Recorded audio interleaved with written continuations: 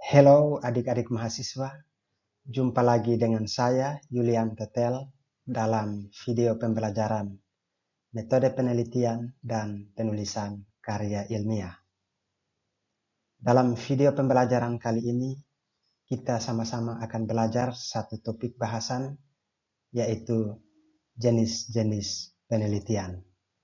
Silakan mengikuti pemaparan saya dalam video pembelajaran ini pada slide-slide selanjutnya. Ini adalah outline dari materi pembelajaran yang akan kita belajar bersama. Saya bagi dalam beberapa bagian. Yang pertama, pokok bahasan tentang jenis penelitian berdasarkan tujuan penelitian. Yang kedua, jenis penelitian berdasarkan pemanfaatan penelitian. Yang ketiga, jenis penelitian berdasarkan waktu penelitian. Dan yang keempat, jenis penelitian berdasarkan teknik pengumpulan data. Yang pertama, jenis penelitian berdasarkan tujuan penelitian atau tujuan riset. Kita akan belajar tentang jenis penelitian eksploratif, jenis penelitian deskriptif, dan jenis penelitian eksplanatif. Itu jenis-jenis penelitian berdasarkan tujuan penelitian atau tujuan riset. Yang pertama, jenis penelitian eksploratif. Penelitian eksploratif berupaya menggali data dan informasi tentang topik baru yang ditujukan untuk kepentingan pendalaman atau penelitian lanjutan. Umumnya peneliti memilih tujuan eksploratif karena beberapa alasan. Yang pertama, untuk memuaskan keingintahuan awal yang nantinya ingin lebih memahami. Yang kedua, peneliti ingin menguji kelayakan dalam melakukan penelitian atau studi yang lebih mendalam nantinya. Dan yang ketiga, peneliti ingin mengembangkan metode yang akan dipakai dalam penelitian yang lebih mendalam.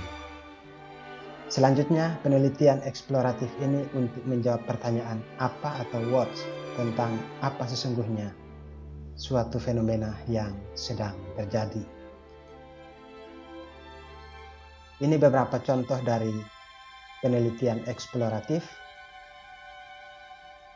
Beberapa contoh diantaranya adalah identifikasi kejadian banjir pasang atau rob, isolasi bakteri pendegradasi senyawa hidrokarbon, karakterisasi molekuler bakteri yang berasosiasi dengan karang Montipora foliosa yang terkena penyakit White syndrome. Contoh berikut, identifikasi dan persentase tutupan lamun, studi penyakit karang pada bentuk pertumbuhan life form karang keras. Lalu contoh selanjutnya adalah pemetaan kedalaman perairan. Itu beberapa contoh atau judul dari penelitian eksploratif. Yang kedua, penelitian deskriptif. Penelitian deskriptif berisi tentang gambaran kondisi atau fenomena secara detail, memiliki fokus penelitian untuk menjawab pertanyaan bagaimana, how, dan siapa, who, yaitu bagaimana fenomena tersebut terjadi dan apa atau siapa saja yang terlibat di dalamnya. Berikut adalah beberapa contoh dari penelitian deskriptif. Penelitian tentang struktur komunitas ikan karang pada ekosistem terumbu karang, penelitian variasi spasial komunitas Echinodermata pada zona intertidal, penelitian tentang profil struktur komunitas makroalga pada beberapa lokasi, penelitian struktur komunitas ikan yang berasosiasi dengan padang lamun, dan juga penelitian tentang studi komunitas biota terumbu karang pada media riftek. Itu beberapa contoh dari penelitian deskriptif yang bisa kita pelajari dan kita ketahui. Yang ketiga adalah penelitian eksplanatif. Penelitian eksplanatif memberikan penjelasan mengenai mengapa sesuatu terjadi. Penelitian jenis ini dilakukan untuk menjawab pertanyaan mengapa atau why. Beberapa contoh dari penelitian eksplanatif antara lain penelitian tentang analisis sebaran suhu permukaan laut, klorofil A dan fenomena Indian Ocean Dipole atau IOD terhadap hasil tangkapan ikan lemuru, Sardinella lemuru. Contoh yang berikut pengaruh parameter fisika kimia terhadap konsentrasi klorofil A pada bulan September 2024 di fishing ground. Contoh yang berikut studi parameter oceanografi terhadap hasil tangkapan ikan tembang dan penelitian tentang hubungan tangkapan ikan cakalang Katsuonus pelamis dengan thermal front dan klorofil A.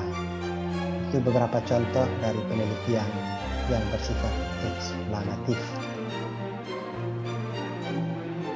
Adik-adik mahasiswa, kita akan belajar lagi tentang topik bahasan yang kedua tentang jenis penelitian berdasarkan pemanfaatan riset, di mana jenis penelitian berdasarkan pemanfaatan riset dibagi menjadi dua bagian, yaitu yang pertama jenis penelitian dasar dan yang kedua jenis penelitian terapan. Untuk penelitian dasar memahami fundamental nature dari suatu fenomena atau menyediakan dasar pengetahuan dan pemahaman yang dapat digeneralisasi pada berbagai wilayah kajian. Jenis penelitian ini sendiri menolak atau menerima teori-teori yang telah memberikan penjelasan mengapa atau why suatu fenomena dapat terjadi dan apa atau what yang menyebabkan hal tersebut terjadi. Beberapa contoh dari penelitian dasar yang dapat kita pelajari antara lain penelitian tentang spektrum suara ikan kerapu, penelitian tentang penjalaran gelombang dan hambur balik suara akustik pada perairan dengan tingkat pencemaran tinggi. Ada juga penelitian tentang keragaman jenis atau komposisi ikan tertangkap dengan alat tangkap payang atau gillnet atau pursein. Dan contoh penelitian dasar yang berikut, penelitian tentang respons ikan terhadap umpan yang berbeda.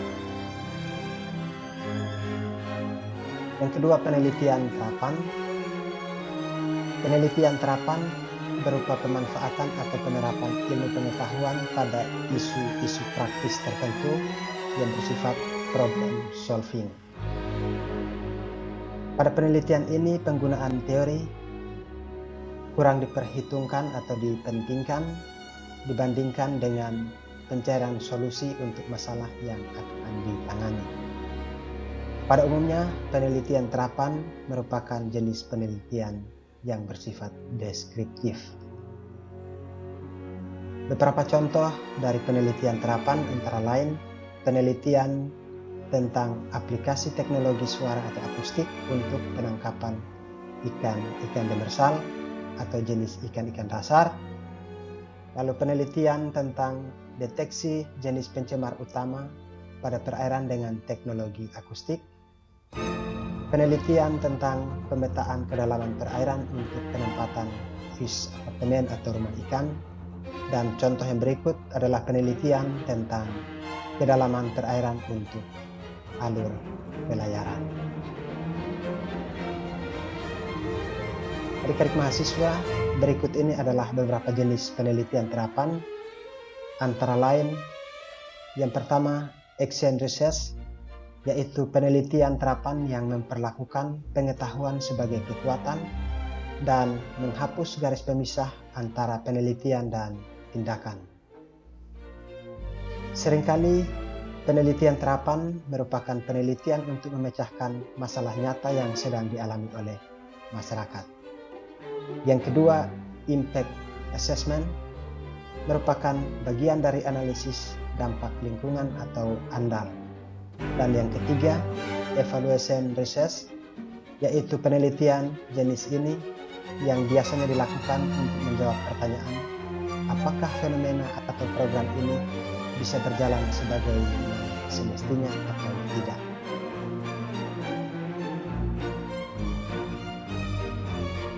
Bahasan yang ketiga adalah jenis penelitian berdasarkan waktu penelitian.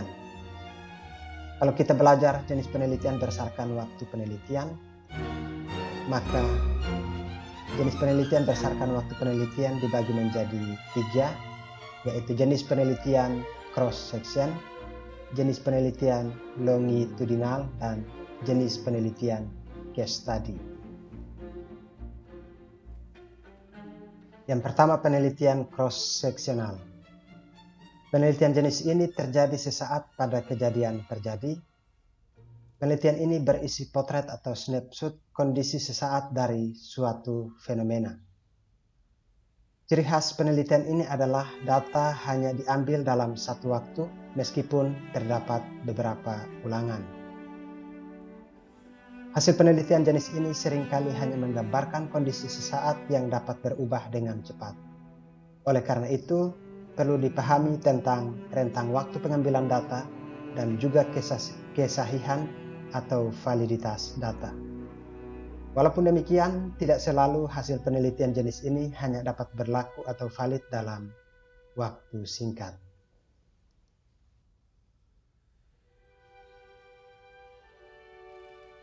Contoh penelitian cross-sectional antara lain, yang pertama, sebaran limbah minyak pada perairan. Limbah minyak di perairan sangat mudah berpindah karena beberapa faktor, antara lain ada faktor angin, arus maupun gelombang. Oleh karena itu, validitas penelitian tentang sebaran dan luasan pencemaran minyak hanya memiliki waktu yang sangat terbatas. Perubahan pola sebaran dan luasnya dapat berubah dalam hitungan hari, jam, atau bahkan hanya hitungan menit saja. Contoh yang kedua, penelitian tentang pemetaan luasan dan tutupan mangrove. Mangrove merupakan tumbuhan yang pertumbuhannya relatif lambat. Hal ini artinya data hasil pemetaan mangrove yang telah dilakukan tentunya memiliki rentang waktu kesahihan yang relatif lebih lama. Jika didapatkan data luas mangrove hasil penelitian 1 atau 2 bulan atau bahkan dalam 6 bulan lalu, maka data tersebut masih dapat digunakan selama tidak ada kejadian luar biasa yang dapat mempengaruhi luasan mangrove, misalnya kejadian akibat bencana alam, konversi lahan dan atau adanya penebangan mangrove secara besar-besaran, dan kejadian-kejadian luar biasa lainnya. Yang kedua, penelitian longitudinal. Penelitian jenis ini terjadi lebih dari satu waktu sehingga jenis penelitian ini tergolong kompleks dan mahal. Jenis penelitian ini terdiri dari panel study, yaitu grup sama atau tetap dalam berbagai waktu. Yang kedua, time series, yaitu tidak perlu grup sama. Dan yang ketiga, cohort analysis, set of population. Yang ketiga, penelitian case study atau studi kasus. Penelitian jenis ini membahas tentang studi kasus yang terjadi dengan analisis secara mendalam atau in-depth examination. Selanjutnya kita akan belajar tentang pokok bahasan yang keempat, yaitu jenis penelitian berdasarkan teknik pengumpulan data. Jenis penelitian berdasarkan teknik pengumpulan data dibagi menjadi 3 bagian, yaitu jenis penelitian kualitatif, jenis penelitian kuantitatif, dan jenis penelitian campuran. Yang pertama, penelitian kualitatif. Penelitian jenis ini lebih mengeksplorasi dengan lebih mengedepankan baik individu maupun kelompok pada permasalahan-permasalahan yang terkait dengan sosial dan kemanusiaan dalam kehidupan sehari-hari. Pada proses penelitiannya lebih menggunakan serangkaian pertanyaan-pertanyaan, prosedur, data yang dikumpulkan secara kolektif, analisis data induktif, dan peneliti yang membuat interpretasi terhadap keberadaan data-data tersebut. Bentuk laporan akhir penelitiannya lebih fleksibel pada strukturnya. Perbedaan metode penelitian ini dengan metode kuantitatif terletak pada asumsi filosofis, prosedur strategi penelitian, metode pengambilan data, proses analisis, dan interpretasi data. Persamaan metode ini dengan metode kuantitatif yakni pada prosedur penelitian yang sama-sama bergantung pada data tekstual dan data gambar, memiliki tahapan-tahapan penelitian yang unik pada analisis data, serta memiliki beragam strategi penelitian. Beberapa komponen penting dalam metode penelitian kualitatif antara lain yang pertama karakteristik penelitian, yang kedua strategi penelitian, yang ketiga aturan penelitian, yang keempat prosedur pengambilan data, yang kelima prosedur perekaman data, yang keenam analisis dan interpretasi data, yang ketujuh keandalan atau reliabilitas, validitas dan generalisasi, dan yang kedelapan penulisan kualitatif.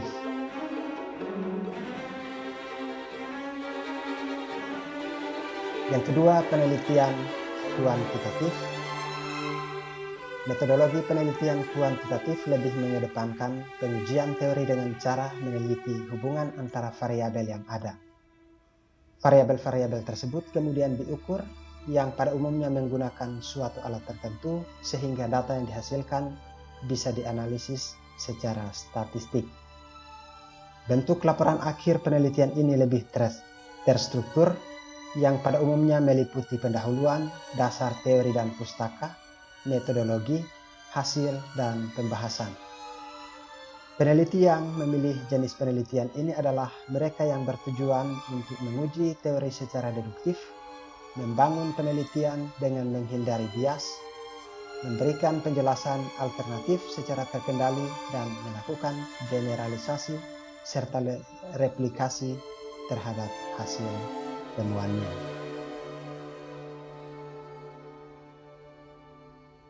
Metode penelitian kuantitatif lebih sering disebut juga sebagai metode penelitian tradisional karena metode penelitian ini telah cukup lama digunakan dalam penelitian. Metode penelitian ini juga disebut sebagai metode penelitian positivistik karena lebih berlandaskan pada filsafat positivisme. Metode ini disebut sebagai metode ilmiah apabila telah memenuhi kaidah-kaidah ilmu seperti konkret atau empiris, objektif, terukur, rasional, dan sistematis. Metode ini juga disebut sebagai metode penelitian discovery karena dengan menggunakan metode penelitian ini dapat juga ditemukan dan dikembangkan ilmu pengetahuan yang baru. Data penelitian yang digunakan merupakan data-data penelitian yang berupa angka-angka dan analisis statistik. Berikut 3 komponen utama dalam metode penelitian kuantitatif. Yang pertama, menentukan desain survei dan rencana penelitian. Yang kedua, komponen bagian rencana dan metodologi survei yang terdiri atas desain survei, populasi dan sampel, instrumentasi, variabel, analisis data, dan interpretasi. Dan yang ketiga, komponen rencana metodologi penelitian yang terdiri atas partisipan, variabel, instrumentasi dan material, prosedur penelitian, uji validitas, analisis data, dan interpretasi hasil penelitian. Itu adalah 3 komponen utama dalam metode penelitian kuantitatif. Adik-adik mahasiswa, tampilan berikut ini merupakan komponen dan juga proses dari penelitian kuantitatif menurut Sugiono tahun 2011. Kalau kita melihat komponen dan proses penelitian kuantitatif ini, maka prosesnya dimulai dari perumusan masalah, lalu tahap selanjutnya adalah landasan teori atau penyusunan teori, lalu perumusan hipotesis, lalu ada proses pengumpulan data. Dalam proses pengumpulan data dikenal istilah populasi dan juga sampel, lalu Proses pengumpulan data juga dimulai dengan penyediaan instrumen, pengembangan instrumen, dan pengujian instrumen.